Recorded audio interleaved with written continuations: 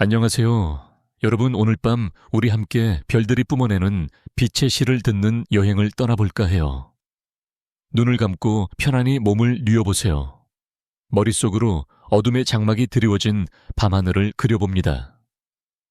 저 멀리 수십억 년 전에 태어난 빛이 이제야 당신의 눈동자에 닿고 있어요. 한 점 한 점 그 빛들은 우주의 가장 오래된 이야기들을 속삭이고 있죠.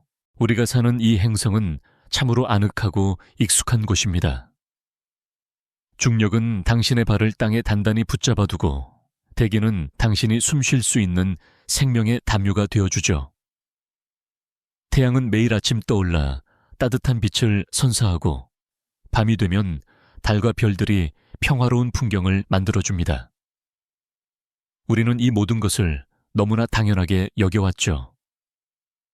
하지만 만약 당신이 이 모든 익숙함을 떠나 상상조차 해본 적 없는 곳으로 여행을 떠나야 한다면 어떨까요? 어쩌면 그곳의 삶이 더 나을 수도 있을까요? 아니면 우리가 사는 이 지구라는 행성이 정말로 생명을 위한 최고의 장소일까요? 우리는 은하수에서 생명이 살 수 있는 보금자리를 찾을 때 늘 이 지구처럼 아늑하고 포근한 곳을 찾으려는 경향이 있습니다. 하지만 우주의 별들은 때로는 당신을 조금 거친 여행으로 내몰 수도 있다는 것을 기억하세요. 마치 놀이기구처럼요. 사실 당신이 그런 곳에서 살게 된다면 당신은 아마 시인들과 과학자들의 부러움을 한 몸에 받게 될 겁니다. 왜냐하면 당신은 상상할 수 있는 가장 숨막히는 경치를 보게 될 테니까요. 물론 그 경치는 꽤나 위험할 수도 있겠지만요. 아마 당신은 그곳에서 오래 살아남지 못할 겁니다. 자, 편하게 시청하기 전에 잠시 시간을 내어 이 비디오에 좋아요를 누르고 구독해주세요. 하지만 진심으로 제가 하는 일을 좋아하신다면요. 지금 당신이 있는 곳은 어디인가요? 그리고 시간은 몇 시인가요? 댓글에 남겨주시면 당신이 어느 밤하늘 아래에서 이 이야기를 듣고 있는지 제가 알 수 있을 거예요. 이제 당신의 마음을 편안하게 내려놓고 우주의 가장 놀라운 이야기 중 하나로 떠날 준비를 하세요. 우리는 먼저 이 모든 일이 시작된 곳으로 돌아가야 합니다. 그곳은 바로 우리 은하의 심장부 검은 심장이 뛰고 있는 곳이죠. 우리는 지난 수십 년 동안 은하를 가로지르며 엄청난 속도로 질주하는 신비로운 천체들을 관측해 왔습니다. 과학자들은 그것들을 초고속성 Hyper Velocity Stars 이라고 부릅니다. 초고속성이라고 할 때 그 속도는 정말 상상을 초월합니다. 초당 최대 620km의 속도로 움직이는 것이 관측되었으니까요. 한때 당신의 태양만큼 거대한 옥틸리온 톤의 질량을 가진 별이 소총알보다 더 빠르게 날아가고 있는 것이죠. 이 별들의 비현실적인 속도를 상상해보세요. 이 초고속성들은 원래 이중성계 (Binary System)에서 시작됩니다. 이중성계는 두 개의 별이 서로의 중력에 묶여 함께 춤추는 것을 말하죠.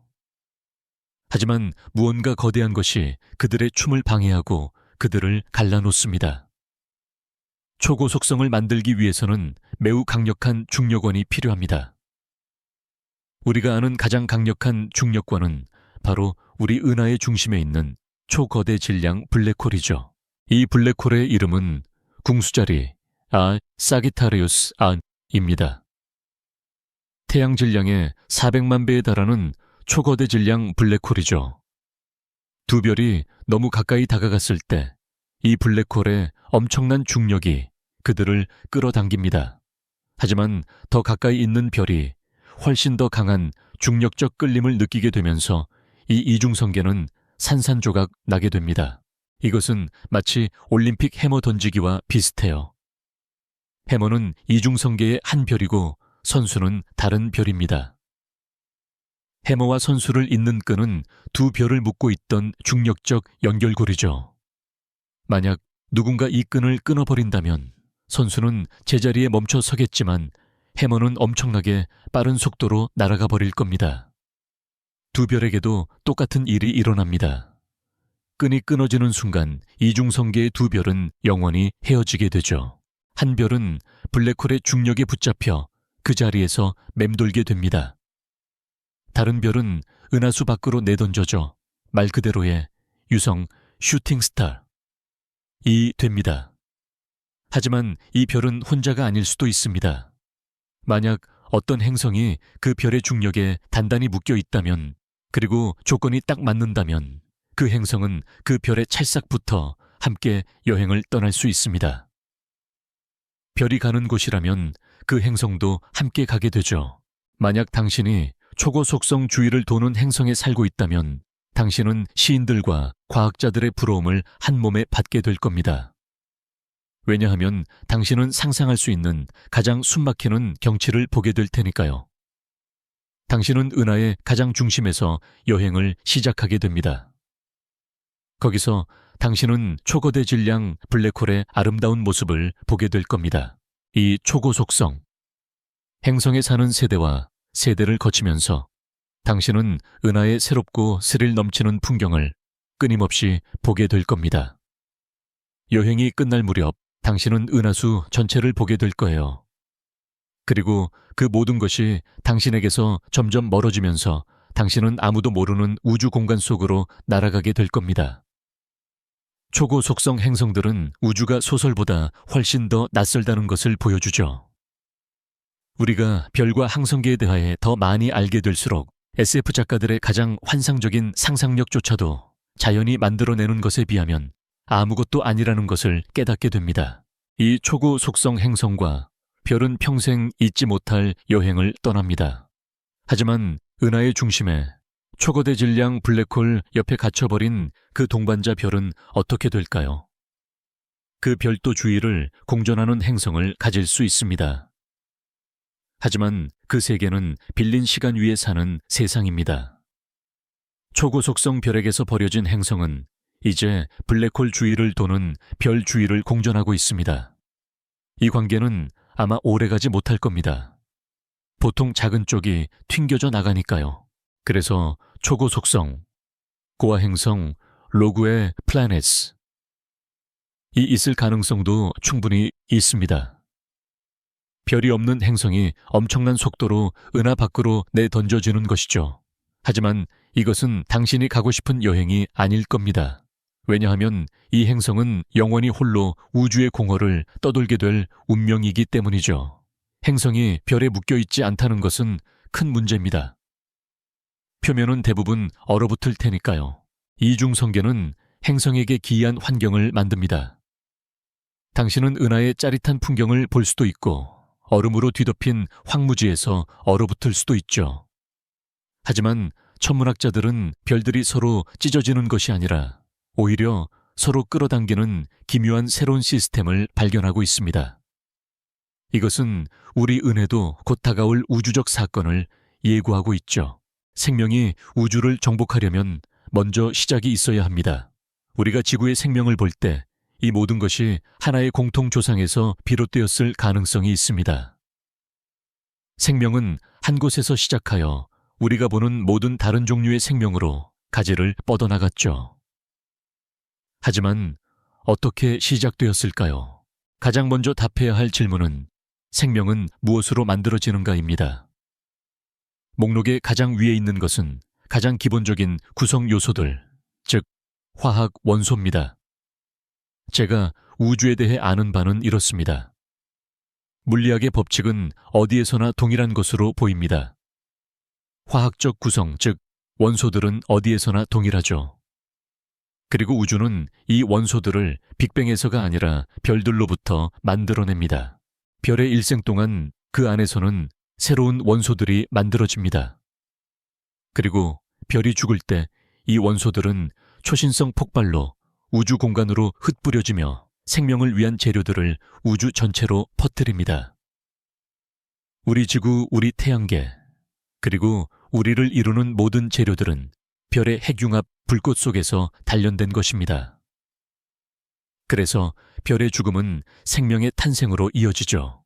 핵심 재료들에는 산소, 질소, 황, 그리고 인이 포함됩니다.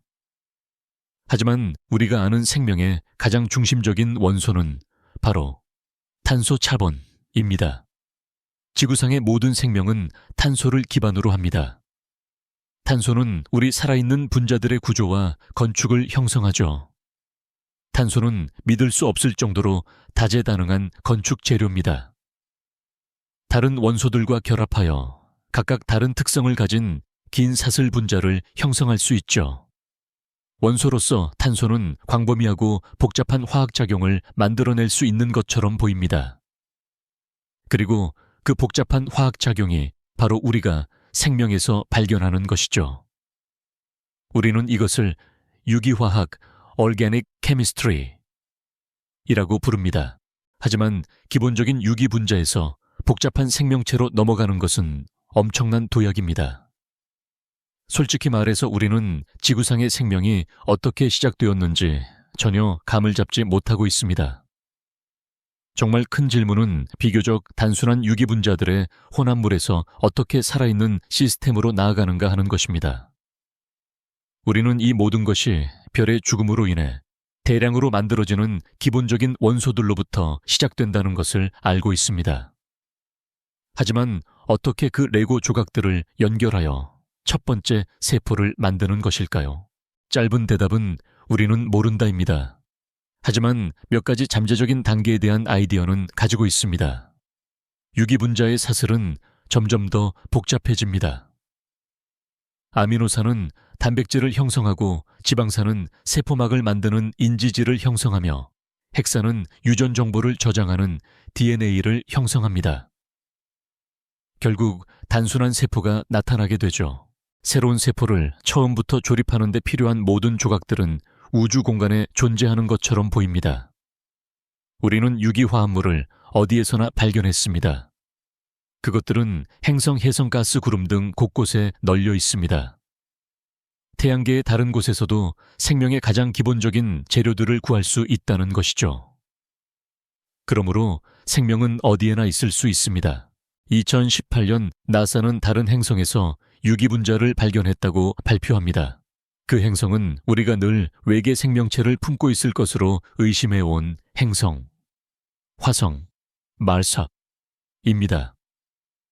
그래서 나사가 기자회견을 열고 화성에 대한 중요한 결과를 발표한다고 할 때마다 모두가 난리가 납니다. 인터넷은 미쳐 돌아가죠. 아마도 UFO를 탄 작은 녹색 인간에 대한 사진 증거를 찾았을 거라고 생각합니다. 이번에는 그들이 화성인을 찾았다고 말할 거라고 생각하죠. 전 세계는 귀 기울입니다. 왜냐하면 모두가 우리가 생명의 증거를 찾았는가? 라는 질문에 대한 답을 원하니까요. 6년 동안 화성 탐사 로봇인 큐리오시티는 고대 생명의 흔적을 찾기 위해 게일 분화구, 게일 크레이터라는 지역을 탐사했습니다. 마치 지구에서 화석을 찾는 것과 비슷하죠. 게일 분화구는 화석을 보존할 수 있는 지구의 장소와 크게 다르지 않습니다.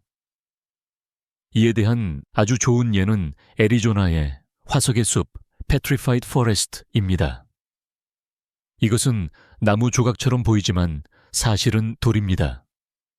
이 모든 것이 돌이지만 한때는 나무였죠. 이 화석은 2억 년 전에 살았습니다. 애리조나의 이 사막지대는 한때 완전히 다른 모습이었죠. 지금은 매우 건조해 보이지만 2억 년 전에는 나무와 흐르는 물이 있는 축축한 늪지대였습니다. 화석의 숲처럼 화성도 시간이 흐르면서 변했습니다. 게일 분화구는 한때 신선한 물로 가득 찬 호수 바닥이었습니다. 그리고 그것은 매우 흥미로운 일이었죠. 왜냐하면 우리는 그곳이 한때 수많은 물이 흐르던 곳이었고, 비록 우리 눈에는 황량하고 쓸쓸해 보이지만 유기물질을 보존했을 가능성이 매우 높다는 것을 알게 되었으니까요. 2018년 큐리오시티는 이 고대 화성 호수 바닥을 드릴로 파고들었고 유기분자를 발견했습니다. 화성에서 유기물질을 발견하는 것은 정말 흥미롭습니다. 왜냐하면 그것들은 단순히 원소가 아니라 생명의 실제 구성분자들이기 때문이죠. 화성에서 유기물질, 그것도 복잡한 유기물질을 발견했다는 발표 이후 흥분된 분위기가 감돌았습니다. 이것이 생명이 있다는 것을 완전히 나타내는 것은 아니지만 화성에 생명체가 있을 수 있다는 정말 좋은 징후가 될 수 있기 때문이죠. 이 결과는 화성인이 있다는 증거는 아니지만 고대 호수 바닥은 붉은 행성이 한때 생명의 필수적인 또 다른 것, 액체물을 가지고 있었다는 증거가 됩니다. 생명을 위한 모든 재료들이 주위에 널려 있는 것은 한 가지 일입니다. 당신은 탄소나 수소 또는 메탄 등을 가지고 있을 수 있지만 그것들을 함께 섞어야 합니다. 그래서 그것들이 존재할 수 있는 일종의 매질이 필요하죠. 생명은 필수적인 화학물질들을 함께 섞을 액체가 필요합니다. 우리는 지구를 태양계에서 유일한 물의 세계로 생각하는 경향이 있습니다. 하지만 새로운 증거는 그렇지 않다고 말합니다. 우주에서 액체물을 실어 나르는 외계 방문자들이 그것을 보여주기 때문이죠. 2017년 천문학자들은 수십 년 된 우주적 미스터리를 해결하려 했습니다. 그것은 바로 우리 은하를 통해 쏟아지는 설명할 수 없는 괴너지 복사선이었죠. 처음에는 그것이 어디서 왔는지 몰랐습니다. 하지만 그것이 우리 은하의 중심 어딘가에서 오는 감마선이라는 것을 발견했습니다. 문제는 이 감마선을 무엇이 만들고 있느냐 하는 것입니다. 이것은 어려운 일이죠. 손을 비빈다고 감마선이 생성되는 것이 아니니까요. 감마선을 더 자세히 살펴보았을 때 우리는 우주에서 가장 폭발적인 물질인 반물질, 엔티매터 하크의 흔적을 발견했습니다. 반물질은 일반 물질과 같지만 반대 전하를 가집니다. 그게 전부입니다. 그것은 물질의 사악한 쌍둥이와 같죠. 사악한 쌍둥이가 착한 쌍둥이를 만나면 그것은 행복한 재회가 아닙니다. 반물질은 무서운 물질입니다. 주방에 좀 가지고 있고 싶은 종류의 물질이 아니죠. 이 물질은 매우 폭발적입니다. 만약 그것이 일반 물질과 접촉하면 엄청난 양의 에너지를 방출합니다. 물질과 반물질이 결합하면 서로 소멸하고 우리 은하 중심에서 쏟아지는 감마선과 같은 괴너지 복사선으로 변합니다. 우리는 은하 전체에서 반물질을 보지만 이상하게도 은하 중심에는 다른 곳보다 40% 더 많은 반물질이 있는 것처럼 보였습니다. 지금 우리 은하의 심장부에서는 매초 10조 톤의 반물질을 만들어내는 반물질의 분수를 실제로 관측하고 있습니다. 우리가 오랫동안 궁금해했던 큰 질문 중 하나는 이 물질의 기원은 무엇인가 였습니다. 처음에는 몇 가지 용의자가 있었습니다. 한 가지 가능한 반물질의 원천은 바로 중심의 초거대 질량, 블랙홀인 궁수자리 A입니다. 물질이 그 주위를 소용돌이치면서 너무 높은 에너지를 갖게 되면 반물질을 생성할 수 있습니다. 하지만 반물질은 한 지점에서 나오는 것이 아니었습니다. 수천 광년에 걸쳐 퍼져 있었죠. 그러므로 궁수자리 A는 감마선 흐름의 원천이 될 수 없었습니다. 또 다른 용의자는 암흑물질 Dark Matter이었습니다. 현재 우주의 가장 큰 미스터리 중 하나는 암흑물질이죠. 우리는 우주의 질량, 대부분이 우리와 같은 형태가 아니라는 것을 압니다. 그것은 원자로 만들어지지 않았죠. 하지만 그것이 어떤 종류의 입자이든 간에 만약 이 입자들이 충돌하면 반물질을 생성할 수 있고 그것이 감마선을 만들 겁니다. 그래서 우리가 은하의 심장부를 들여다볼 때 이 추가적인 감마선이 암흑물질이 있다는 신호일 가능성이 있습니다. 하지만 우리가 감지한 감마선 흐름은 암흑물질이 만들었다고 하기에는 너무 약했습니다. 그러다 우리는 돌파구를 찾았습니다. 타이타늄 44라는 특별한 금속이 감마선 흐름의 원인일 수 있다는 것을 발견했죠. 타이타늄 44는 방사능이 매우 높은 원소입니다. 즉, 다른 종류의 핵으로 붕괴되려는 성질이 강하다는 뜻이죠. 타이타늄 44가 붕괴될 때 반물질을 방출합니다. 하지만 은하의 중심에서 보이는 반물질을 생성하려면 엄청나게 많은 양의 타이타늄 44가 필요할 겁니다. 이것은 희귀하고 에너지 넘치는 사건, 즉 두 개의 죽은 별, 백색 외성, 화이트 드와프의 충돌에서 만들어질 수 있습니다. 백색 외성은 죽을 때 초신성 폭발을 일으킬 만큼의 질량이 없었던 별입니다. 그저 차가운 작은 불씨처럼 식어버리죠. 하지만 만약 두 개의 백색 외성이 서로를 공전하다가 점점 더 가까워져서 충돌한다면 어떨까요? 갑자기 그들은 초신성 폭발을 일으킬 만큼 충분한 질량을 가지게 됩니다. 이러한 특정 종류의 초신성은 타이타늄 44를 생성하는 데 매우 뛰어나죠. 따라서 이러한 초신성들은 반물질을 만드는 데 아주 능숙합니다. 이러한 초신성은 은하의 중심에서 2000년에 한 번씩 폭발합니다. 하지만 우리 태양계가 공전하는 은하의 원반 바깥쪽에서는 이러한 초신성이 3배 더 자주 일어납니다. 그러므로 감마선 관측은 틀렸습니다. 은하의 중심에 더 많은 반물질이 있는 것이 아니라 우리 지역에 가장 많은 반물질이 있는 것이죠. 그렇다면 우리는 위험에 처한 걸까요? 우론수의 물질과 우론수의 반물질을 충돌시키면 메가톤의 에너지가 생성됩니다. 100만 톤의 TNT가 폭발하는 것과 동일한 에너지죠. 그러므로 엄청난 양의 에너지를 생성하는 데는 많은 양의 반물질이 필요하지 않습니다.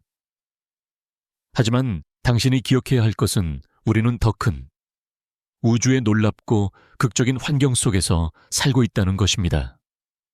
그것은 위험하지 않습니다. 우리에게서 매우 멀리 떨어져 있고 이 모든 반물질이 우리 은혜에서 생성되고 있다는 것은 정말 매혹적인 일이죠. 그러니 그저 편안히 앉아서 불꽃놀이를 즐기면 됩니다. 은하의 중심은 폭력적이고 극단적이지만 상황은 훨씬 더 나빠질 수도 있습니다. 떠돌이 초거대 질량 블랙홀이 우리 은하 근처에 숨어 있을 수 있고 그것들은 우리가 아는 생명을 끝낼 힘을 가지고 있습니다. 지구는 45억 년 이상 태양 주위를 공전해 왔습니다. 인류가 지적이고 기술적으로 진보된 종으로 진화하기에 충분한 시간이었죠. 하지만 우주의 나이에 비하면 지구는 그저 아이에 불과합니다. 지구는 45억 년이 넘었고 우리는 최초의 기술 문명을 만드는데 이만큼의 시간이 걸렸다고 생각합니다. 바로 우리말이죠. 우주에는 우리보다 훨씬 더 오래된 항성계들이 있습니다. 우주는 138억 살이죠. 우리는 우리가 꽤 대단하다고 생각하는 경향이 있습니다. 우리는 기술적으로 유능하고 로켓을 만들고 전파를 들을 수 있습니다. 하지만 전형적인 다른 지적이고 진보된 문명은 문자 그대로 우리보다 수백만 년 앞선 기술을 가지고 있을 겁니다.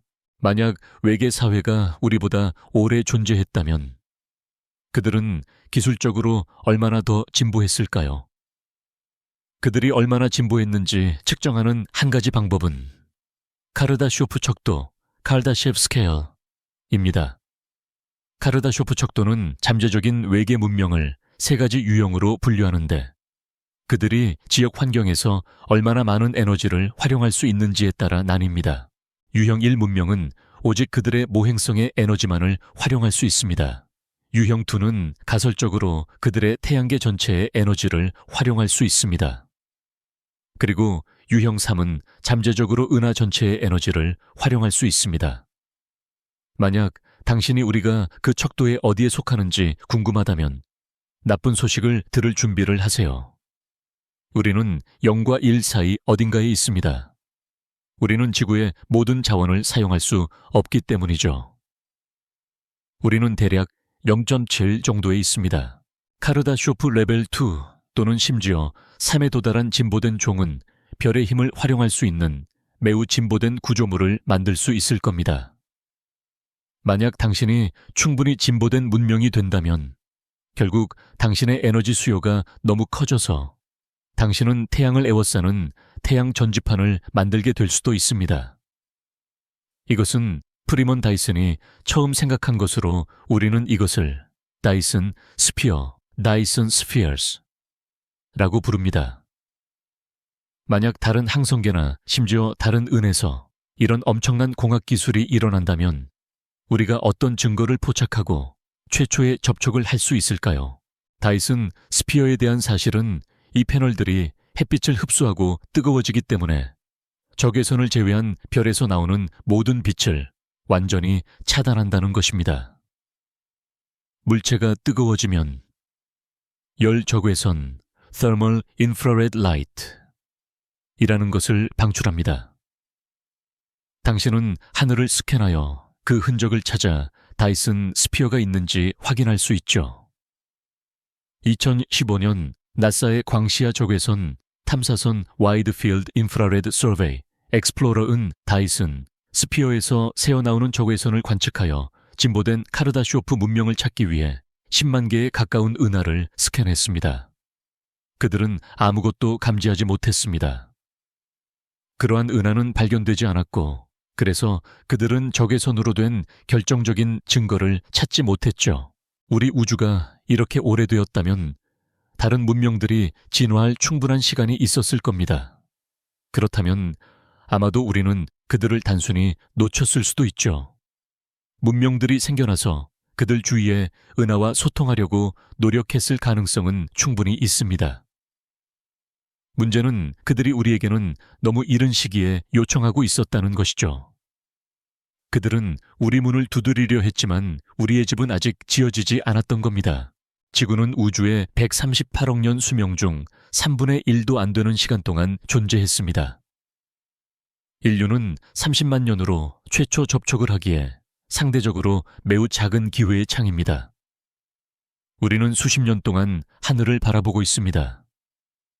그 정확한 순간에 누군가가 우리에게 신호를 보내고 있을 가능성은 얼마나 될까요? 어쩌면 우주는 지적 문명이 오랫동안 살아남는 것을 막고 있을 수도 있으며 이로 인해 우리가 최초 접촉을 할 가능성은 더욱 낮아집니다. 어쩌면 우리를 그들을 보는 것으로부터 걸러내는 무언가가 있을지도 모릅니다. 우리는 실제로 이것을 대역과기 The Great Filter라고 부릅니다. 어쩌면 그래, 넌 여기를 통과할 수 없어 라고 말하는 무언가가 있을지도 모릅니다. 우리와 같은 암석형 행성은 생명을 품기에 이상적이지만 그들은 취약합니다. 그리고 이 취약성은 우주가 지적 생명체를 빠르게 걸러낼 수 있다는 것을 의미하죠. 우리는 감마선 폭발, 감마-라이 버스트 과 같은 매우 폭력적인 별 폭발을 발견했습니다. 이것들은 은하 전체에 걸쳐 행성들을 멸균할 만큼 강력합니다. 그리고 지적인 종이 자연현상에서 살아남더라도 그들은 여전히 스스로 파멸하는 버튼을 눌러 걸러질 수 있습니다. 우리 자신의 경험에서 알 수 있듯이 우리가 기술을 개발하기 시작하는 순간 우리는 또한 우리 행성의 기후를 바꾸고 대량 살상 무기를 개발함으로써 우리 자신의 파멸을 위한 수단을 개발했습니다. 그래서 충분히 진보된 문명들은 수명이 짧을 가능성이 높습니다. 그리고 그들의 수명이 짧다면 이것은 왜 지금 이 시점에 우리와 소통할 수 있는 문명이 거의 없는지 설명해 줄 수 있습니다. 멸종된 외계 문명의 유물을 찾는 것은 인류에게 궁극적인 우주적 경고가 될 수 있습니다. 만약 우리가 오염이나 갈등으로 스스로를 파괴한 문명을 발견한다면 그것은 마치 거울을 들여다보는 것과 같을 겁니다. 그리고 그것은 매우 암울한 전조가 될 수 있으며 지구에 있는 우리 인류에게는 교훈이 될 수 있을 겁니다. 우리는 일부 진보된 외계종들이 우주의 치명적인 필터에서 탈출했기를 바랄 수밖에 없습니다. 하지만 외계인이 여전히 존재하더라도 최초 접촉에 대한 가능성은 여전히 희박합니다. 우리가 이 외계인 접촉 이야기에 대해 조금 잘못 알고 있는 또 다른 방법은 바로 물리학의 법칙 때문입니다. 매일 우주의 물리학은 우리의 접촉 가능성을 더 나쁘게 만듭니다. 왜냐하면 우리 우주는 팽창하고 있고 그것도 빠르게 팽창하고 있기 때문이죠. 2018년 2월 오클라호마 대학교의 천체 물리학자들은 38억 광년 떨어진 곳에서 잠재적인 일련의 떠돌이 행성 로그의 플래닛 스커덤을 발견합니다. 달과 목성 사이의 크기에 달하는 이 행성들은 우리 은하 밖에서 처음으로 발견된 외계 세계일 수 있으며 많은 것들 중 첫 번째일지도 모릅니다. 우리 은하에만 수조 개의 행성이 있습니다. 관측 가능한 우주에는 수조 개의 은하가 있습니다. 약 2조 개로 추정되죠. 수조의 수조. 말도 안 되죠. 하지만 외계 행성을 찾는 것이 외계 생명체를 찾는 것을 보장하지는 않습니다. 그리고 외계인과 접촉하는 것에 관해서는 우리의 노력은 침묵만을 만났습니다. 생명체를 찾기 위한 우리의 탐색은 빈손으로 돌아왔습니다. 우리는 우리의 전술을 바꿔야 할까요? 우리가 뭔가 잘못하고 있는 걸까요? 저는 우리가 지금 찾고 있는 방식으로 외계 지능을 찾는 것이 매우 어려울 것이라고 생각합니다. 우리는 정말 운이 좋아야 할 겁니다. 하지만 저는 우리가 운이 좋을 거라고 생각하지 않습니다. 저는 우리가 우주에 생명체가 있는지 알고 싶다면 직접 가서 방문해야 한다고 생각합니다. 우리는 지구의 모든 곳에서 미세한 우주를 발견합니다. 하지만 이 기묘한 아주 작은 왕국은 어디서 왔을까요? 그 구성원 중 일부는 너무 이상해서 외계인처럼 보입니다. 그들은 우주에서 왔을까요? 박테리아가 소행성 조각에 붙어 지구로 왔을 수 있다는 생각이 있습니다. 그들은 다른 행성에서 형성되었을 수도 있습니다. 무언가가 그 행성을 강타하고 그들이 앉아있던 바위가 들어 올려진 다음 운석처럼 지구를 강타한 거죠. 히치하이킹을 하는 벌레들의 아이디어는 조금 엉뚱하게 들리지만 우리는 화성의 조각들을 지구에서 발견했습니다. 어쩌면 이 우주 암석들이 생명을 가져왔을 수도 있습니다. 그것은 완전히 터무니없는 일이 아닙니다. 예를 들어 바위들이 화성에서 와서 지구에 착륙할 수 있다는 것을 알고 있습니다. 화성에 대한 거대한 소행성 충돌은 파편들을 우주로 날려버릴 수 있으며 그것들은 지구에 착륙할 수 있습니다.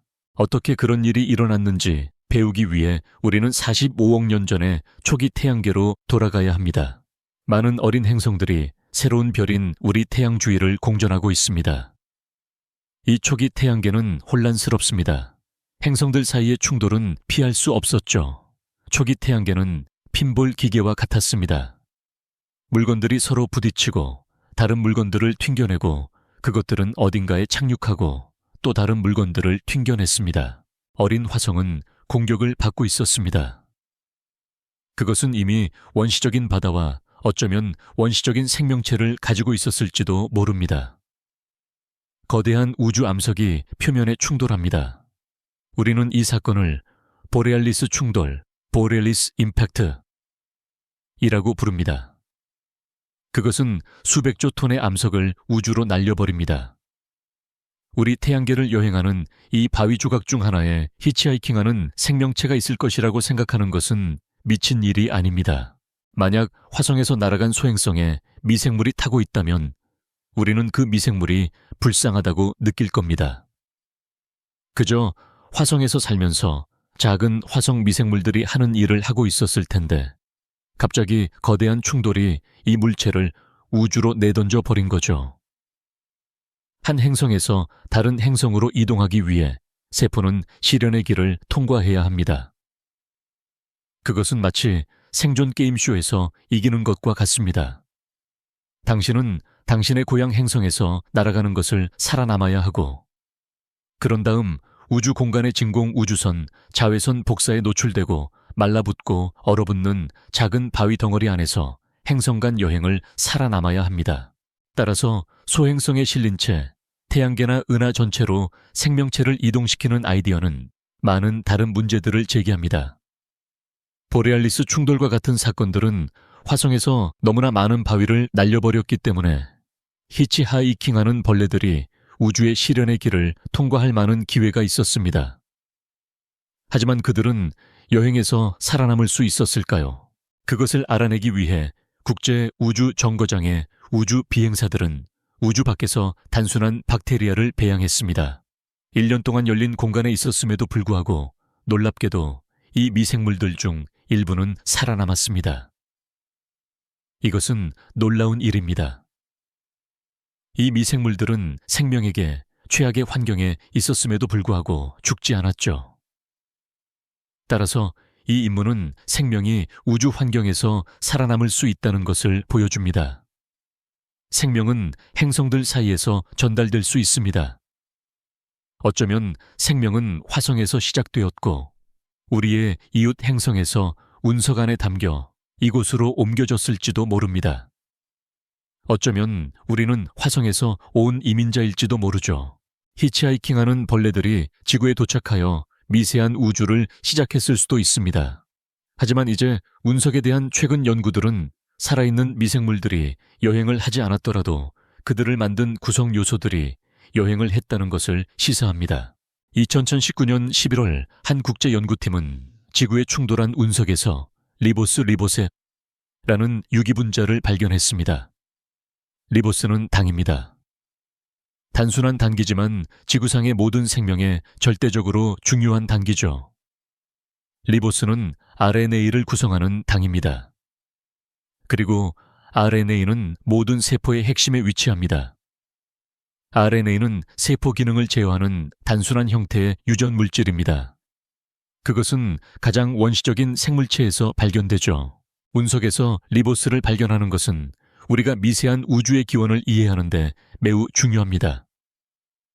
왜냐하면 이것들이 구성 요소들이기 때문입니다. 이것들이 시작하는 데 필요한 것들이죠. 그래서 이 구성 요소들이 어디서 왔는지 이해함으로써 우리는 미세한 우주가 어떻게 진화하고 시작되었는지 이해할 수 있습니다. 로제타 임무, 로세타 미션은 우주에서 생명의 또 다른 구성 요소를 발견했습니다. 해성 67P에서 한 형태의 인포스포러스를 발견했죠. 이것은 놀라운 일이었습니다. 해성 67P는 태양계가 탄생할 때인 산유복 7천만 년 전에 형성되었고 그 이후로 변하지 않았습니다. 그것은 태양과 행성들이 탄생했을 때의 타임캡슐이며 그 이후로 깊은 냉동 상태에 있었습니다. 그래서 해성 60P에서 우리가 발견한 인의 형태는 지구가 형성되고 원시지구에서 생명이 시작될 때 무엇이 가능했는지를 우리에게 말해줍니다. 초기 태양계는 생명에 필요한 많은 화학 물질들을 포함하고 있었습니다. 이것은 중요한 발견입니다.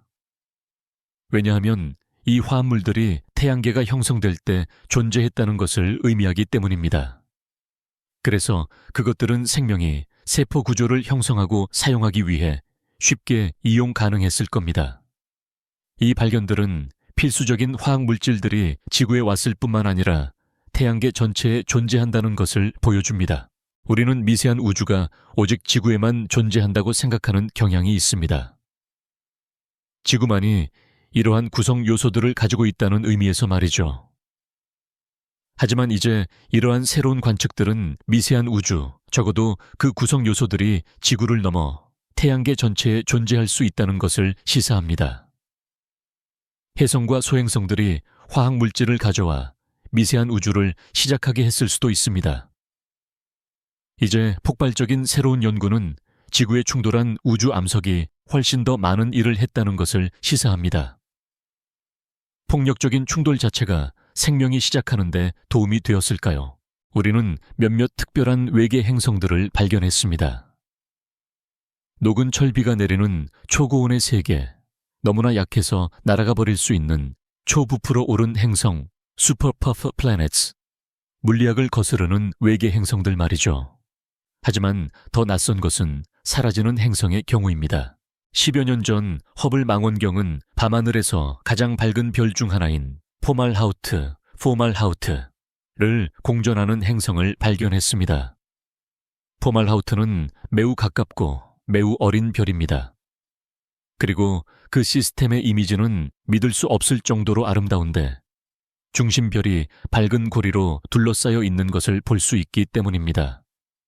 그것은 마치 사우론의 눈, Eye of Sauron처럼 보이죠.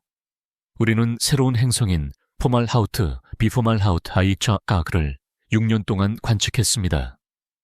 그러다 놀라운 일이 일어났습니다. 갑자기 그것이 더 이상 그곳에 없었습니다. 이 행성은 어디로 갔을까요? 그것이 갑자기 사라졌다는 것은 놀랍고 경이롭고 무서운 일이었습니다. 만약 포말하우트 B기가 갑자기 사라질 수 있다면 그것은 다른 행성들과 우리에게 무엇을 의미할까요? 우리는 행성에 살고 있으므로 행성이 사라질 수 있는 현상이 존재한다면 그것을 이해하는 데 깊은 관심을 가지고 있습니다. 2019년 10월 천문학자들은 BD 플러스의 임소웅꿈칠이라는 항성계를 보면서 사라지는 행성의 아이디어를 조사합니다. 그것은 영화에서 나온 것처럼 스타워즈 타투인의 상징적인 이미지처럼 보입니다. 하늘에 2개의 별이 있는 거죠.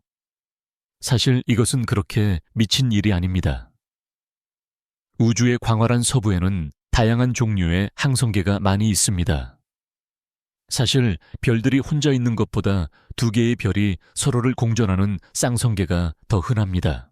만약 쌍성계가 일반적이라면 BD 플러스 20307을 특별하게 만드는 것은 무엇일까요? 2 별은 포말하우트처럼 밝은 가스와 먼지 원반 안에 있습니다. 하지만 포말하우트는 5억 년 미만의 어린 시스템입니다. BD 플러스 20397은 10억 살이죠. 그리고 그것은 이상한 일입니다. 왜냐하면 원반의 물질이 너무 오래되었기 때문에 오래전에 새로운 행성들을 형성했어야 하기 때문이죠. 그렇다면 무슨 일이 일어나고 있는 걸까요? 먼지고리는 어린 행성계의 특징입니다. 10억 년이 넘은 더 오래된 별을 둘러싼 물질의 원반을 볼 때 그것은 무엇을 의미할까요? 한 가지 가능성은 행성들의 충돌입니다. 우리는 이 시스템에서 행성들이 충돌하여 우리가 보는 원반을 형성했다고 생각합니다. 행성들이 충돌할 때 그들은 단순히 엄청난 양의 물질을 쏟아내는 것이 아닙니다. 사건의 폭력성은 전체 행성 주변을 흔들어 놓습니다. 행성 물체들은 엄청난 에너지와 속도로 들어와서 본질적으로 서로를 기화시킵니다. 본질적으로 행성이 파괴되는 것을 관찰하는 것은 우리 자신의 태양계에서 어떤 일이 일어날 수 있는지에 대해 우리에게 무언가를 말해줍니다. 우리 행성들은 그들의 궤도에서 매우 안정적으로 느껴지지만 우리는 미래에 그 궤도가 오늘날과 매우 다를 수 있다는 것을 깨닫지 못합니다. 초기 존재에서 우리 태양계는 수많은 충돌이 일어나는 해체 더비였습니다. 그것이 우리와 같은 암석형 행성들이 형성된 방식이죠. 그때는 우리 태양계에 8개나 9개 이상의 행성이 있었습니다. 수백 개가 있었고 행성들은 항상 서로 부딪히고 상호작용했습니다. 결국 우리가 오늘날 보는 행성들이 형성되었고 우리 태양계는 좋고 규칙적인 배열로 자리 잡았습니다. BD 플러스 20307과 같은 기묘한 시스템을 발견하는 것은 우리가 그 서사에 의문을 갖게 만듭니다. 천문학자들이 다른 별 주위의 행성들을 연구하면서 배운 정말 귀중한 교훈 중 하나는 행성들이 태양계에서 그들이 있는 곳에 반드시 머무르지 않는다는 것이 이제는 매우 분명해졌다는 것입니다. 시간이 지남에 따라 우리 태양계의 행성들의 궤도는 서서히 이동합니다. 이러한 궤도 변동의 여파는 우리의 우주 이웃을 산산조각 낼 수 있습니다. 가능성은 희박하지만 수십억 년 후에 수성이 목성과의 중력적 상호작용에 의해 그 궤도에서 벗어날 수 있습니다.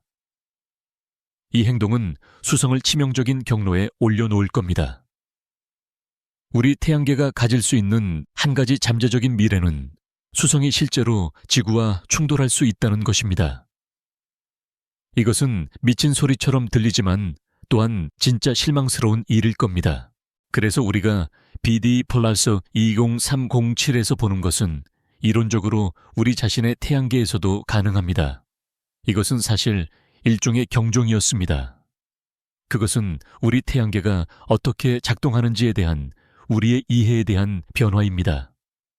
다른 시스템을 연구하는 것은 행성들이 얼마나 취약할 수 있는지 우리에게 보여줍니다. 행성계에서는 언제든지 상황이 변할 수 있습니다. 우리가 어느 날 궤도에 있는 행성을 보고 있다가 다음 날에는 펑 하고 아주 큰 충돌을 겪을 수 있다는 것이죠. 하지만 이것이 모두 포말하우트 B 시스템의 경우를 설명할 수 있을까요? 그것이 다른 행성과 충돌하여 완전히 사라졌을까요? 그럴 수도 있습니다. 2020년 4월 애리조나 대학교의 천문학자들은 포말하우트에 대한 새로운 이론을 내놓습니다. 모든 좋은 미스터리는 끝에 충격적인 반전이 필요합니다. 그리고 이 이야기의 반전은 행성이 허블의 눈앞에서 사라진 것이 아니라 애초에 그곳에 존재하지 않았을 수도 있다는 것입니다. 우리가 고리 안에서 포착했다고 생각했던 행성 대신 그것은 실제로는 두 개의 더 작은 물체인 미행성체 플라네티스멀스 사이의 충돌이었습니다. 미행성체는 수마일에서 수백 마일에 이르는 어린 행성체들입니다. 그들은 서로 부딪혀 거대한 먼지 구름을 만들었고 우리는 허블로 그것을 포착했습니다. 우리는 행성처럼 보이는 밝은 빛의 덩어리를 보았을 뿐이었습니다. 그들은 행성을 발견하지 못했지만 매우 중요한 교훈을 얻었습니다. 우리는 실제로 태양계가 자라고 탄생하는 과정의 일부를 관찰하고 있었던 것입니다. 그리고 여러 면에서 그것은 우리가 또 다른 행성을 발견한 것보다 더 중요하고 유용하다고 생각합니다. 외계 행성들은 우주가 작동하는 방식에 대한 우리의 눈을 뜨게 하고 있습니다. 우리는 오랫동안 가지고 있던 일부 가정에 의문을 제기해야 합니다. 한 표준 교과서는 태양이 결국 지구를 삼킬 것이라고 예측합니다. 하지만 탈출할 방법이 있을까요? 일부 행성들은 죽음을 속일까요? 은하는 별들의 광대한 왕국입니다. 일부는 거대한 공이고 다른 일부는 복잡한 나선형이죠. 중요한 것은 그들이 결코 변하지 않는다는 것입니다. 우리가 우리 은하를 볼 때 우리 은하가 정적이고 영원히 여기에 있었던 것처럼 보일 수 있지만 그렇지 않습니다. 우리 은하는 역동적인 장소이며 그 본질 자체가 우주의 시간 동안 변해왔습니다. 은하는 변할 뿐만 아니라 움직이기도 합니다. 그리고 때로는 서로 부딪히기도 하죠. 그리고 그들이 부딪힐 때 그것은 먹거나 먹히거나입니다. 당신이 그곳에서 찾을 수 있는 은하들의 동물원이 있습니다. 그리고 이 전체 동물원은 다른 구성원들과 상호작용하거나 충돌할 수 있습니다. 이것은 NGC-207입니다. 거대한 이중나선 은하처럼 보이지만 실제로는 두 개의 은하가 충돌하고 있는 것입니다. 이 충돌은 수백만 년 동안 지속될 것이고 결국 두 은하는 하나가 될 겁니다. 이와 같은 충돌은 우주 전체에서 일어납니다. 우리 자신의 은하수도 예외는 아닙니다. 은하수는 사실 식인종이며 그것이 말 그대로 먹어치운 작은 은하들을 식인함으로써 현재의 형태로 존재합니다. 그리고 오늘날 우리는 남겨진 작은 별들의 흐름을 볼 수 있습니다. 눈을 감고 제가 안내해 드리겠습니다. 우리는 방금 몰락한 문명의 폐허를 여행하고 행성들이 분열되는 것을 보았습니다. 하지만 오늘 밤 우리는 다른 이야기, 생존에 대한 이야기, 보이지 않는 연결에 대한 이야기, 그리고 우리 은하가 준비하고 있는 우주의 만찬에 대한 이야기로 넘어갈 것입니다. 우주의 어둠은 공허함이 아니라 경이로움을 위한 캔버스입니다. 단순히 가만히 서 있는 것이 아니라 움직이고 먹고 성장하는 은하를 상상해 보세요. 그것이 우리가 사는 곳의 진실입니다. 우리는 종종 우리 은하를 조용한 곳으로 생각하지만 그것은 작은 은하들을 삼키며 성장하는 살아있는 존재입니다. 우주에 떠다니며 거대한 나선형 원반처럼 보이는 은하수를 내려다보는 자신을 상상해 보세요. 모든 것이 정지해 있는 것처럼 보이지만 사실 끊임없는 변화 과정을 겪고 있습니다. 우주 역사가들은 이러한 충돌이 은하수의 모양을 형성하는 주요 요인이었는지에 대해 여전히 논쟁하고 있습니다. 거대한 식사의 흔적처럼 남겨진 작은 별의 궤적은 우리 은하가 식인종이었음을 보여주는 증거입니다. 흥미로운 점은 바로 우리 은하가 거대한 충돌을 맞이하게 될 것이라는 점입니다. 약 45억 년 후 우리 은하는 우리 은하에서 가장 큰 이웃인 안드로메다 은하와 충돌할 것입니다. 걱정하지 마세요. 아마 여러분은 그 순간을 직접 보지 못할 겁니다. 하지만 생각해 보세요. 수십억 개의 별 행성, 그리고 항성계가 거대한 규모의 우주 충돌을 일으키며 서로 충돌할 것입니다. 하지만 과학자들은 이 충돌이 생각보다 훨씬 더 완만할 것이라고 예측합니다. 별들 사이의 거리가 너무 멀어 정면 충돌은 거의 불가능합니다. 오히려 별들은 서로를 휩쓸어 지나가며 장엄한 중력의 춤을 추게 될 것입니다. 우리는 완전히 다른 모양을 가진 더 크고 밝은 새로운 은하를 갖게 될 수도 있습니다. 한편 우주의 다른 곳에는 완전히 다른 삶을 사는 세상들이 있습니다. 마치 유령선처럼 우주를 떠도는 행성을 상상해 보세요. 분열된 행성들의 이야기로 돌아가 보면 고립은 비극이 아니라 가혹한 현실임을 알 수 있습니다. 모항성에서 분리된 이 행성들은 차갑고 끝없는 미래를 마주하고 있습니다. 열을 빼앗긴 행성들의 표면은 얼어붙어 얼어붙은 황무지가 되었습니다. 우리의 이야기는 공포에 관한 것이 아니라 현실 자연 질서 그리고 가능성에 관한 것입니다. 하지만 그 고독 속에서도 희망의 빛이 있을까요? 우리는 가장 기이한 곳에서 생명의 흔적을 찾을 수 있습니다. 우리는 화성에서 지구로 이동하여 생명의 기본 원소를 실어온 암석들에 대해 이야기했습니다. 우리가 다른 세계에서 온 이민자일지도 모른다는 것은 따뜻한 생각이며 사랑스러운 진실입니다. 과학자들은 여전히 설득력 있는 증거를 찾고 있는 이야기입니다. 그리고 또 다른 독특한 사실은 별과 행성이 탄생하는 거대한 가스와 먼지 구름인 성운에서 유기 화합물을 발견했다는 것입니다. 이는 생명의 구성 요소가 태초부터 어디에나 존재했음을 의미합니다. 다음으로 다시 분열된 행성들에 대해 생각해 보세요.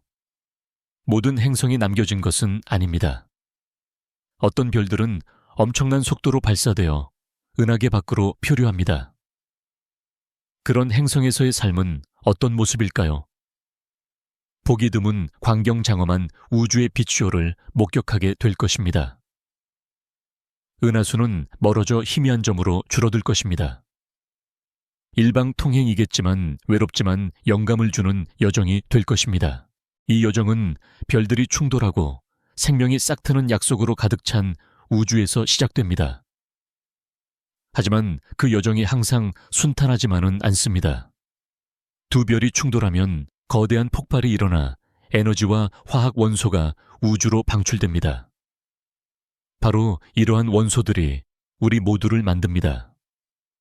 우리의 몸이 죽은 별의 잔해로 이루어져 있다는 것은 탄생과 죽음의 거대한 순환이라는 사실이 놀랍습니다. 이야기꾼으로서 저는 이러한 것들을 생각하며 마음의 평정을 찾습니다. 우주는 혼돈스러운 곳이 아니라 나름의 질서와 규칙이 있는 곳입니다. 모든 것에는 자리와 목적이 있습니다. 우리가 작고 외롭다고 느낄 때조차도 우리는 여전히 더 큰 이야기의 일부이며 삶과 죽음의 위대한 춤입니다. 잠깐 들어보세요. 또 다른 흥미로운 개념인 은하표류 갈락틱 드리프트에 대해 말씀드리겠습니다. 은하들이 개별적으로 움직이는 것이 아니라 복잡한 춤을 추듯 서로 상호작용한다는 개념입니다. 거대한 고래처럼 은하들은 우주의 바다를 헤엄치며 가끔 서로 충돌합니다. 이는 가장 흥미로운 현상 중 하나입니다. 심호흡을 하고 천천히 숨을 내쉬세요. 익숙하지 않나요? 생명의 리듬이죠. 하지만 생명이 어디에서 시작되었는지 궁금해해 본 적이 있나요? 별의 잔해 화학 원소 우주 충돌에 대해 이야기해 봤습니다. 하지만 그 모든 조각들이 어떻게 모여 살아있는 세포처럼 경이로운 존재를 형성했을까요? 눈을 감고 거대한 우주 정원을 상상해 보세요. 이 정원에는 꽃이나 나무는 없지만 훨씬 더 기본적인 화학 원소가 씨앗처럼 뿌려져 있습니다. 우리는 별의 죽음이 끝이 아니라 시작이라는 것을 이미 알고 있습니다. 거대한 별이 초신성으로 폭발하는 것은 마치 미친 정원사가 씨앗을 뿌리는 것과 같습니다. 탄소, 산소, 질소 그리고 수십 가지 다른 원소의 원자들이 우주로 뿜어져 나옵니다. 이 씨앗들은 조금씩 모여 새로운 행성 거대한 먼지 구름, 심지어 우리와 같은 생명체까지 형성할 것입니다. 내 몸과 당신의 몸이 별가루로 만들어졌다는 사실에 아직도 놀라움을 금치 못합니다. 이는 낭만적인 비유가 아니라 과학적 사실입니다. 뼛속 탄소 혈액 속 산소는 모두 수십억 년 전 죽은 별의 일부였습니다. 우리는 우주의 아이들, 별의 죽음에서 태어난 존재입니다. 하지만 우리는 어떻게 그 단순한 원소에서 복잡한 살아있는 세포로 진화했을까요? 이는 과학과 철학에서 가장 중요한 질문 중 하나이며 아직 완전한 답을 찾지 못했습니다. 과학자들은 지구 생명체가 탄생한 정확한 단계에 대해 여전히 논쟁을 벌이고 있습니다. 어떤 과학자들은 해저의 화산 분출구에서 생명체가 시작되었다고 생각합니다. 화학물질과 에너지로 가득 차 있었죠. 또 어떤 과학자들은 분자가 응축될 수 있는 증발 웅덩이에서 생명체가 생겨났다고 믿습니다. 하지만 우리가 확실히 아는 한 가지는 생명체를 구성하는 원재료는 어디에나 있다는 것입니다. 우리는 운석 혜성, 심지어 차가운 가스 구름에서도 탄소를 포함한 분자인 유기 화합물을 발견했습니다. 이는 지구가 형성되기 전부터 생명체의 구성 요소가 우주 공간에 떠돌고 있었다는 것을 의미합니다. 마치 거대한 장난감 가게에 복잡한 기계를 만드는 데 필요한 모든 레고 조각이 이미 있는 것과 같습니다. 하지만 이 흩어진 레고 조각들에서 자가 복제되고 자립하는 기계로의 거대한 도약은 놀라운 일입니다. 과학자들은 수많은 이론을 제시해 왔습니다. 어떤 이들은 유전 정보를 저장하고 효소의 기능을 수행할 수 있는 더 단순한 RNA 분자에서 시작되었다고 생각합니다. RNA는 생명의 접착제라고 불리며 단순한 유기분자와 복잡한 DNA를 연결하는 중요한 다리 역할을 합니다. 그리고 RNA의 핵심 구성 요소인 리보스를 운석에서 발견했다는 사실을 기억하세요. 원시 분자, 수프 속에서 헤엄치고 있다고 상상해 보세요. 수십억 개의 무작위 분자들 중 일부는 서로 연결되기 시작합니다. 아미노산은 단백질을 형성하고 지방산은 세포막을 형성합니다. 그리고 핵산은 RNA와 DNA를 형성합니다. 점차적으로 스스로를 보호하고 복제할 수 있는 단순한 구조가 나타났습니다. 그것이 최초의 세포였습니다. 이것은 과학적이고 시적인 놀라운 이야기입니다. 생명은 기적이 아니라 물리와 화학 법칙의 자연스러운 결과임을 보여줍니다. 우주는 별과 은하, 그 이상의 것을 창조한다는 것을 보여줍니다. 눈을 감고 이야기를 계속 이어가겠습니다. 이 전장에서 우리는 우주의 정원을 여행하며 생명의 씨앗이 뿌려지는 것을 보았습니다. 하지만 질문은 이렇습니다. 그 씨앗들은 어떻게 되었을까요? 그저 우주 공간을 정처 없이 떠돌아다녔을까요? 아니면 씨앗들이 모여 싹을 틔우고 자라도록 돕는 어떤 힘이 작용했을까요? 당신이 거대한 가스 구름 속을 미끄러지듯 나아가는 우주 비행사라고 상상해 보세요. 아무것도 보이지 않고 그저 희미한 영이만 보일 겁니다. 하지만 그 안에서는 생명의 춤이 펼쳐지고 있습니다. 탄소와 수소 분자가 충돌하고 결합하고 다완 방향족 탄화수소 PAH를 형성합니다. 이 물질들은 매우 복잡한 유기 분자로 생명체 최초의 거대한 레고 블록과 같습니다. 이 블록들이 우주 초기부터 어디에나 존재해 왔다는 사실이 놀랍습니다. 하지만 이 물질들은 어떻게 지구에 왔을까요? 일부 과학자들은 혜성과 운석에 의해 지구로 왔다고 생각합니다. 혜성은 거대한 눈덩이와 같습니다. 우주를 이동하면서 먼지와 입자들을 뭉쳐 엮습니다.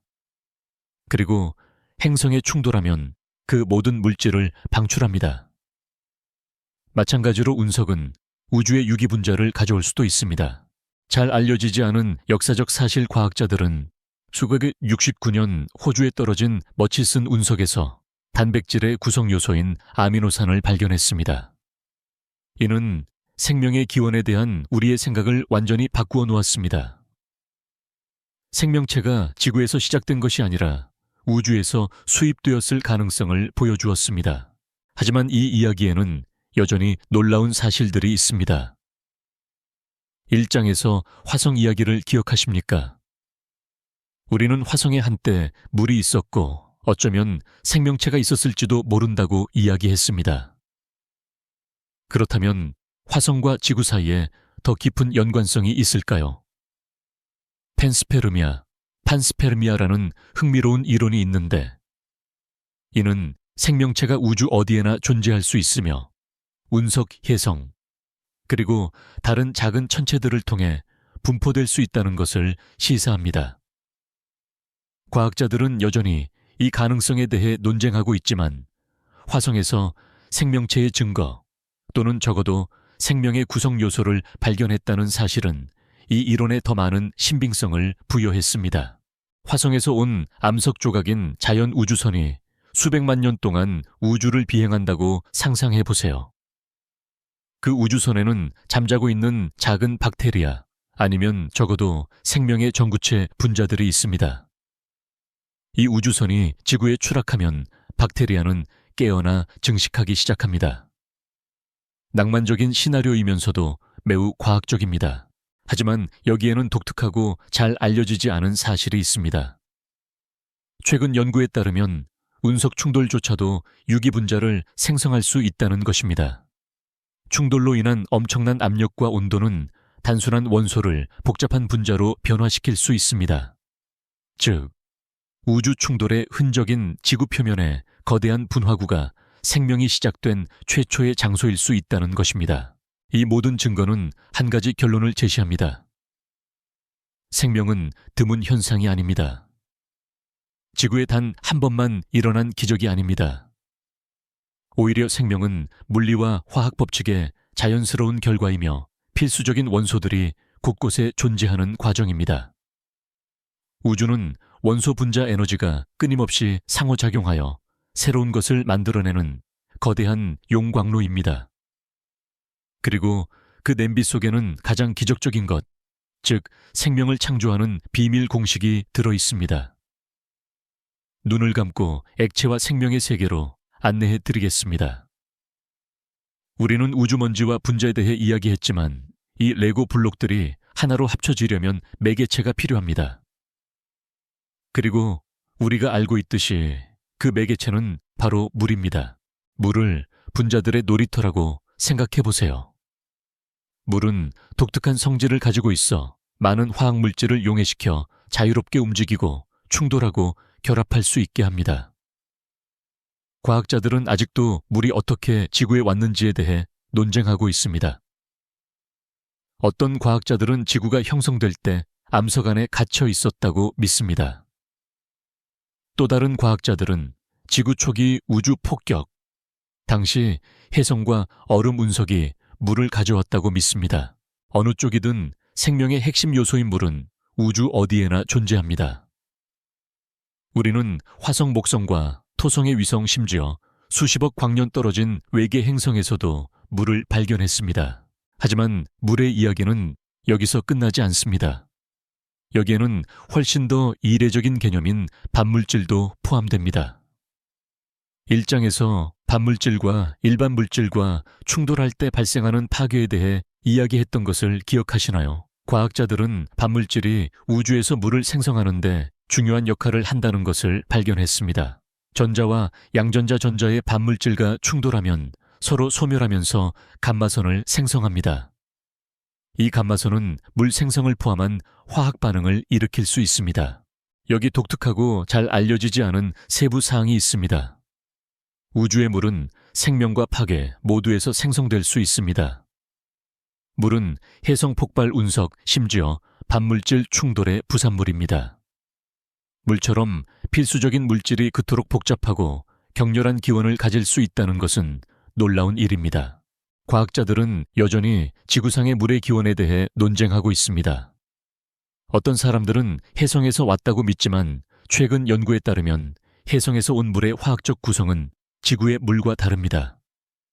이는 여러 가지 물의 근원이 있을 수 있음을 시사합니다. 그렇다면 지구 밖의 생명체에게 이는 무엇을 의미할까요?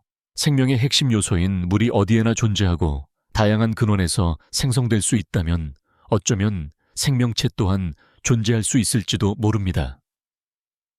다른 유체를 기반으로 하거나 유체가 전혀 필요하지 않은 완전히 다른 형태의 생명체가 존재할 수도 있지만 물이 우주 어디에나 존재할 가능성은 생명체 탐색을 더욱 유망하게 만듭니다. 천천히 숨을 내쉬세요. 익숙하지 않나요? 생명의 리듬이죠. 하지만 생명이 어디에서 시작되었는지 궁금해 본 적이 있나요? 별의 잔해 화학, 원소 우주 충돌에 대해 이야기해 봤습니다. 하지만 그 모든 조각들이 어떻게 모여 살아있는 세포처럼 경이로운 존재를 형성했을까요? 눈을 감고 거대한 우주 정원을 상상해 보세요. 이 정원에는 꽃이나 나무는 없지만 훨씬 더 기본적인 화학 원소가 씨앗처럼 뿌려져 있습니다. 우리는 별의 죽음이 끝이 아니라 시작이라는 것을 이미 알고 있습니다. 거대한 별이 초신성으로 폭발하는 것은 마치 미친 정원사가 씨앗을 뿌리는 것과 같습니다. 탄소, 산소, 질소 그리고 수십 가지 다른 원소의 원자들이 우주로 뿜어져 나옵니다. 이 씨앗들은 조금씩 모여 새로운 행성 거대한 먼지구름, 심지어 우리와 같은 생명체까지 형성할 것입니다. 내 몸과 당신의 몸이 별가루로 만들어졌다는 사실에 아직도 놀라움을 금치 못합니다. 이는 낭만적인 비유가 아니라 과학적 사실입니다. 뼛속 탄소 혈액 속 산소는 모두 수십억 년 전 죽은 별의 일부였습니다. 우리는 우주의 아이들, 별의 죽음에서 태어난 존재입니다. 하지만 우리는 어떻게 그 단순한 원소에서 복잡한 살아있는 세포로 진화했을까요? 이는 과학과 철학에서 가장 중요한 질문 중 하나이며 아직 완전한 답을 찾지 못했습니다. 과학자들은 지구 생명체가 탄생한 정확한 단계에 대해 여전히 논쟁을 벌이고 있습니다. 어떤 과학자들은 해저의 화산 분출구에서 생명체가 시작되었다고 생각합니다. 화학물질과 에너지로 가득 차 있었죠. 또 어떤 과학자들은 분자가 응축될 수 있는 증발 웅덩이에서 생명체가 생겨났다고 믿습니다. 하지만 우리가 확실히 아는 한 가지는 생명체를 구성하는 원재료는 어디에나 있다는 것입니다. 우리는 운석 해성, 심지어 차가운 가스 구름에서도 탄소를 포함한 분자인 유기 화합물을 발견했습니다. 이는 지구가 형성되기 전부터 생명체의 구성 요소가 우주 공간에 떠돌고 있었다는 것을 의미합니다.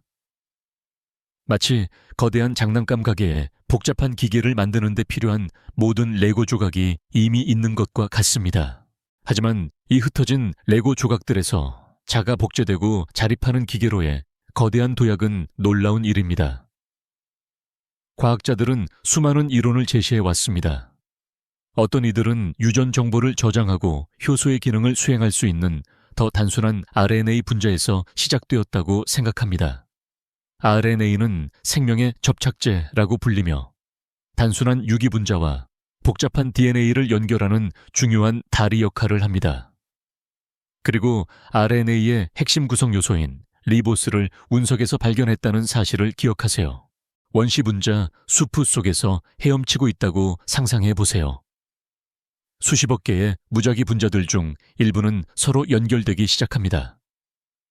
아미노산은 단백질을 형성하고 지방산은 세포막을 형성합니다.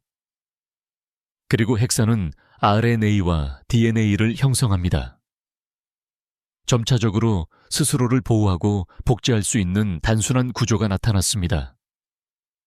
그것이 최초의 세포였습니다. 이것은 과학적이고 시적인 놀라운 이야기입니다.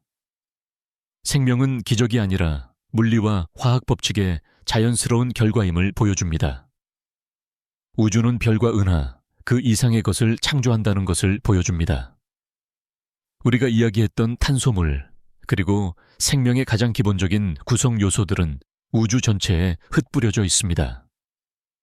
하지만 이 모든 재료들이 존재한다고 해서 곧바로 생명이 탄생하고 번성할 수 있는 것은 아니죠. 마치 빵을 만들 모든 재료가 있다고 해서 자동으로 빵이 구워지는 것은 아닌 것처럼 말입니다.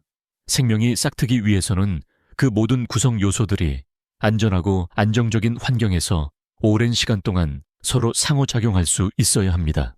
그리고 우주는 놀라울 정도로 불안정한 곳이기도 합니다. 우리 태양계는 8개의 행성이 태양 주위를 질서정연하게 공전하는 마치 잘 짜여진 춤과 같습니다. 하지만 우주의 대부분의 별들은 홀로 존재하지 않습니다. 사실 우리 은하계의 별들 중 절반 이상은 2개의 별이 서로의 주위를 춤추듯 공전하는 쌍성계, Binary Star Systems 검계의 속에 있습니다. 이 시스템에서는 행성의 궤도가 우리가 익숙한 것과는 완전히 다를 수 있습니다. 상상해보세요. 당신의 행성 하늘에 2개의 태양이 떠 있습니다. 하나는 붉고 따뜻한 노을을 만들고 다른 하나는 푸른 빛을 내뿜으며 차갑게 빛납니다. 낮과 밤의 개념이 사라지고 빛과 그림자가 끊임없이 변하는 세상. 하지만 이 아름다움 속에는 엄청난 위험이 도사리고 있습니다. 2개의 태양의 중력은 행성의 궤도를 예측 불가능하게 만듭니다. 이중성계에서 행성은 2개의 별 중 하나를 공전하거나 아니면 2별 모두를 공전할 수 있습니다. 만약 당신이 후자의 경우라면 당신의 행성은 2개의 거대한 불덩어리 주위를 비스듬히 날아다니는 것처럼 보일 겁니다. 한 번은 이 별에 가까워졌다가 다음 순간에는 저 별에 가까워지죠. 이러한 행성 궤도는 끊임없이 변합니다. 예측 불가능한 중력의 끌림은 행성을 이리저리 흔들고 때로는 다른 행성들과 충돌하게 만들거나 아예 시스템 밖으로 내쫓아 버릴 수도 있습니다. 과학자들은 이러한 행성들이 과연 안정적으로 존재할 수 있을지에 대해 여전히 논쟁하고 있습니다. 어떤 이들은 쌍성계에서는 생명체가 진화할 수 있는 충분히 안정적인 행성 궤도를 가지기 어렵다고 주장합니다. 반면 다른 이들은 일부 둘레 행성 Circumbinary Planets의 궤도가 생각보다 안정적일 수 있다고 믿습니다. 하지만 우리는 이미 이런 행성들의 충돌을 목격했습니다. 기억하세요. 1장에서 우리가 이야기했던 포말하우트 이야기. 우리는 한때 그 별 주위에서 행성을 발견했다고 생각했지만 알고 보니 그것은 2개의 작은 행성체 플라네티스말스가 충돌하여 만들어낸 거대한 먼지 구름이었습니다. 이 충돌은 우리에게 행성계가 얼마나 역동적이고 때로는 폭력적일 수 있는지 보여주었죠. 여기서 우리가 배울 수 있는 한 가지 중요한 교훈은 우주에서는 완벽한 안정성이라는 것이 거의 존재하지 않는다는 것입니다. 우리 태양계는 어쩌면 우주의 기적에 가까울 정도로 안정적인 시스템일지도 모릅니다. 그리고 어쩌면 이것이 바로 우리가 왜 아직 다른 지적 생명체를 찾지 못했는지에 대한 답일지도 모릅니다. 우주의 대역과기 The Great Filter 는 아마도 폭력적인 쌍성계에서 진화하는 것을 막는 것일지도 모른다고 생각할 수도 있습니다. 하지만 이 혼돈 속에서도 아름다움은 존재합니다. 이중성계에 있는 행성에서 일출을 상상해 보세요. 2개의 태양이 동시에 떠오르거나 서로 다른 시간에 떠올라 하늘을 여러 가지 색깔로 물들이는 것을요. 붉은 태양이 지평선 위로 떠오르는 동시에 푸른 태양이 정오의 하늘을 밝히고 저녁에는 2 태양이 함께 황금빛 노을을 만들어내는 광경을 상상해 보세요.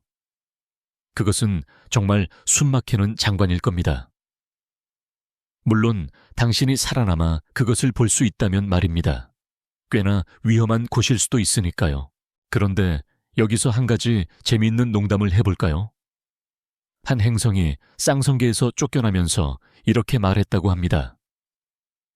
이제 겨우 2집 살림을 청산했더니 이젠 완전한 노숙자 신세가 됐네. 꽤나 씁쓸한 농담이지만 이것이 바로 우주의 현실입니다. 행성이 시스템에서 쫓겨나면 그것은 빛도 열도 없는 영원한 어둠 속에서 홀로 우주를 떠돌게 됩니다. 그럼에도 불구하고 일부 과학자들은 이 떠돌이 행성, 로그의 플래닛들도 생명체를 품을 수 있다고 믿습니다. 어떻게 그럴 수 있을까요? 그들은 그 행성의 핵 내부에 있는 방사성 원소의 붕괴로 인해 발생하는 열이 생명체가 살 수 있는 지하 바다를 만들 수 있다고 생각합니다. 그것은 마치 차가운 우주 공간 속에서 자신만의 난방 시스템을 가지고 있는 것과 같죠. 그래서 그 행성 표면은 얼음으로 뒤덮인 황무지일지라도 그 밑에는 따뜻하고 어두운 바다가 있을 수 있습니다. 그리고 여기에 한 가지 더 흥미로운 사실이 있습니다. 2012년 나사의 케플러 우주망원경은 케플러 6b, 케플러 XX-b, 셜럿기라는 행성을 발견했습니다. 이 행성은 스타워즈의 타투인 행성처럼 2개의 별을 공전하고 있습니다. 이 행성의 발견은 한때 공상과학의 영역에만 존재했던 둘레 행성들이 실제로 존재한다는 것을 증명했죠. 하지만 과학자들은 이 행성이 생명체가 살기에 너무 차갑다고 생각합니다. 이 시스템은 2개의 별을 가지고 있지만 너무 멀리 떨어져 있어서 충분한 열을 받지 못합니다. 우리가 우주에서 외계 행성들을 발견할 때마다 우리는 우리의 존재가 얼마나 특별하고 우연한 것인지 다시 한번 깨닫게 됩니다. 우리 행성들은 완벽한 궤도를 가지고 있으며 태양은 안정적이고 오래갑니다. 우리 행성은 뜨겁지도 차갑지도 않은 완벽한 거리에 있습니다. 모든 것이 완벽하게 정렬되어 있죠. 하지만 모든 행성계가 이렇게 운이 좋은 것은 아닙니다. 어떤 행성계는 2개의 별이 서로를 찢어발기며 춤을 추고 그 행성들은 궤도에서 내쫓기거나 서로 충돌하고 결국에는 우주의 쓰레기처럼 버려지게 됩니다. 이것은 우리에게 또 다른 의문을 던집니다. 과연 우리 우주는 얼마나 많은 사고를 겪고 있을까요? 얼마나 많은 행성들이 존재하다가 갑자기 사라졌을까요? 그리고 이러한 사라짐이 우리 은하계의 지적 생명체 수를 줄이는 역할을 했을까요? 과학자들은 우주적 충돌과 대량 멸종 사이의 관계에 대해 계속해서 논쟁하고 있습니다. 어떤 이들은 대형 충돌이 주기적으로 일어나고 이것이 행성의 생명체를 초기화할 수 있다고 주장합니다. 그렇다면 우리는 어떻게 살아남았을까요? 어쩌면 우리의 태양계가 다른 곳보다 훨씬 더 안정적이었기 때문일지도 모릅니다. 또는 우리가 아직 다른 문명을 발견하지 못한 것은 그들이 우리에게 너무 이른 시기에 멸망했기 때문일지도 모릅니다. 상상해 보세요. 수십억 년 전 어떤 쌍성계의 행성에서 진화한 문명이 있었습니다. 그들은 우리보다 훨씬 더 진보된 기술을 가졌을 수도 있습니다. 하지만 갑자기 그들의 행성이 다른 행성과 충돌하거나 시스템에서 쫓겨났을 수도 있습니다. 그들의 모든 지식과 역사는 단 한순간에 사라져버린 거죠. 이것이 바로 우주의 잔혹한 아름다움입니다. 그것은 때로는 충돌하고 파괴하고 그리고 다시 시작하는 거대한 연극입니다. 그리고 우리는 이 연극의 작은 관객일 뿐입니다. 우리는 안전한 우리 행성에서 이 모든 것을 바라보며 우리가 얼마나 운이 좋은지 감사할 수 있습니다. 하지만 한 가지 더 중요한 사실이 있습니다. 2020년의 과학자들은 시그너스 사이그누스라고 불리는 한 쌍성계에서 2개의 별이 서로의 주위를 3391이라는 놀라운 속도로 공전하는 것을 발견했습니다. 이 2 별은 우리가 태양이라고 부르는 별보다 훨씬 더 크고 뜨겁습니다. 그리고 이들이 서로를 공전하면서 그들의 거대한 중력은 서로의 물질을 끌어당겨 찢어발깁니다. 이 시스템은 수백만 년 동안 지속될 것이고 결국에는 두 별이 하나로 합쳐져 거대한 초신성 폭발을 일으킬 것입니다. 이것은 우리에게 우주의 끝없는 순환을 보여줍니다. 파괴와 창조는 함께 일어납니다. 별들이 충돌하고 사라지는 동안 새로운 별들이 태어나고 새로운 행성들이 형성됩니다. 그리고 어쩌면 이 새로운 행성들 중 일부는 언젠가 생명을 품을 수도 있습니다. 우리가 밤하늘을 올려다볼 때 우리는 수십억 년 된 역사를 봅니다. 모든 빛은 먼 과거에서 온 것이고 모든 별은 자신만의 이야기를 가지고 있습니다. 어떤 별은 외로운 여행자이고 어떤 별은 격렬한 춤을 추고 있습니다. 어떤 행성은 안전한 집이지만 어떤 행성은 영원한 어둠 속으로 쫓겨났습니다. 하지만 이 모든 이야기들은 우주의 거대한 테피스트리의 일부이며 당신은 이 모든 것을 들을 수 있는 특권을 가지고 있습니다. 안녕하세요, 여러분. 다시 눈을 감아보세요. 우리가 이야기했던 쌍성계의 혼돈과 고독한 방랑 행성들의 이야기는 잠시 접어두고 이제 다른 힘에 대해 이야기해볼까 합니다. 우주는 단지 혼란과 파괴로만 가득 찬 곳이 아닙니다. 그것은 또한 우리에게 보이지 않는 것을 볼 수 있게 해주는 거대한 거울이자 거대한 렌즈이기도 합니다. 거대한 돋보기를 들고 있다고 상상해보세요. 그런데 이 돋보기는 유리로 만들어진 것이 아니라 중력으로 만들어졌습니다. 중력은 시공간을 휘게 만들 수 있습니다. 그리고 멀리 떨어진 별이나 은에서 오는 빛이 또 다른 거대한 물체인 은하나 은하단 근처를 지나갈 때 그 물체의 중력은 빛을 휘게 만듭니다. 이 현상을 중력 렌즈 효과 그래비테이셔널 렌싱이라고 합니다. 이것은 마치 우주적인 환상과 같습니다. 멀리 있는 물체의 빛은 왜곡되고 확대되어 동일한 물체의 여러 이미지를 만들어냅니다. 때로는 멀리 있는 별이 밝고 빛나는 원형의 고리처럼 보이기도 하는데 이를 아인슈타인, 고리 아인슈타인, 링라고 부릅니다. 이것은 마법이 아니라 아인슈타인의 상대성 이론이 거대한 규모에서 어떻게 작동하는지를 보여주는 놀라운 예시입니다. 하지만 중력 렌즈 효과는 단순히 천문학자들이 감탄하는 신비로운 현상에 그치지 않습니다. 그것은 숨겨진 세계들을 찾아내는 강력한 도구이기도 합니다. 여기 한 가지 독특하고 잘 알려지지 않은 사실이 있습니다. 과학자들은 중력 렌즈 효과를 이용해 우리가 7장에서 이야기했던 방랑 행성, 로그의 플래닛을 찾고 있습니다. 방랑 행성이 우리와 멀리 떨어진 별 사이를 지나갈 때 그 행성의 중력은 멀리 있는 별의 빛을 아주 미세하게 밝게 만듭니다. 이 현상은 며칠 동안만 지속되지만 충분히 민감한 망원경을 사용하면 이 작은 깜빡임을 감지할 수 있습니다. 이것은 우리에게 다른 어떤 방법으로도 볼 수 없는 행성이 우주 공간을 떠다니고 있다는 것을 알려줍니다. 이것을 마치 우주 탐정이 보이지 않는 범죄자를 찾는 것에 비유할 수 있습니다. 범죄자는 흔적을 남기지 않지만 그들이 지나갈 때 멀리 있는 전구 하나를 미세하게 깜빡이게 만들고 그 작은 단서만으로도 탐정은 그들의 존재를 알 수 있는 것이죠. 정말 기발하고 영리한 방법입니다. 그리고 중력 렌즈 효과에는 훨씬 더 매력적인 또 다른 용도가 있습니다. 그것은 멀리 떨어진 별을 공전하는 작고 보기 어려운 행성들을 찾는 데 도움을 줄 수 있습니다.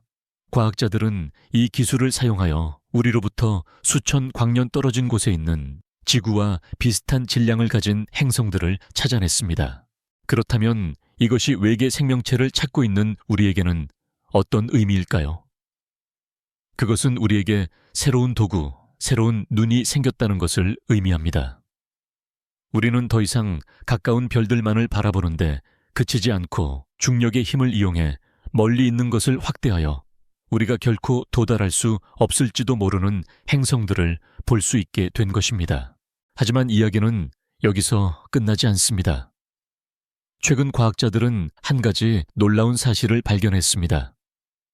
그들은 중력 렌즈 효과를 이용해 거대한 은하단을 관찰했고, 이 은하단이 마치 우주적인 현미경처럼 작동하여 그 뒤에 있는 더 작고 희미한 은하들을 확대하고 있다는 것을 알아냈습니다.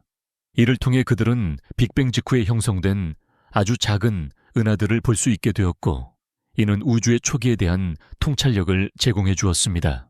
이것은 과학적이면서도 동시에 시적인 이야기입니다. 그것은 우주가 단지 빈 공간과 거리로만 이루어진 곳이 아니라 우리에게 과거와 숨겨진 것들을 보여주는 보이지 않는 힘의 연결망이라는 것을 보여줍니다. 수십억 년 전에 멀리 있는 은에서 온 빛이 은하단을 휘감고 우리에게 도달하여 우리에게 그들의 이야기를 들려줄 수 있는 것이죠. 그리고 우리는 작은 행성에 사는 작은 존재로서 그 모든 이야기들을 읽을 수 있습니다. 안녕하세요, 여러분. 다시 눈을 감아보세요. 이제 저는 여러분을 또 다른 세계로, 별빛도 행성의 온기도 없는 오직 절대적인 침묵만이 존재하는 곳으로 안내하려 합니다. 바로 이곳에서 우리는 우주의 가장 크고 가장 무서운 미스터리 중 하나인 블랙홀을 발견하게 될 겁니다. 우리는 흔히 블랙홀을 모든 것을 집어삼키는 괴물로 생각합니다. 어떤 면에서는 그것이 사실이죠. 블랙홀은 시공간에서 중력이 너무나도 강해서 빛조차도 탈출할 수 없는 영역입니다. 하지만 여기 한 가지 독특하고 잘 알려지지 않은 사실이 있습니다. 블랙홀은 단순히 파괴자가 아닙니다. 그것들은 또한 은하의 건축가이기도 합니다.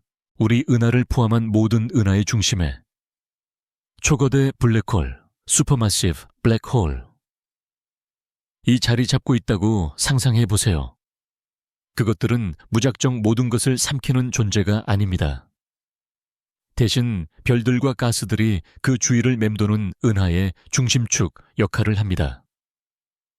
과학자들은 이 초거대 블랙홀들이 어떻게 형성되었고 어떻게 그렇게 거대해질 수 있었는지에 대해 여전히 논쟁하고 있습니다. 어떤 이들은 그것들이 거대한 별의 붕괴로 인해 탄생했다고 믿는 반면, 다른 이들은 더 작은 씨앗으로부터 형성되었다고 생각합니다. 어떤 가설이 맞든 우리는 이들이 은하가 성장하고 진화하는 방식에 엄청난 영향을 미친다는 것을 알고 있습니다. 하지만 블랙홀에 좋은 면이 있다면 그들의 어두운 면 또한 무섭습니다.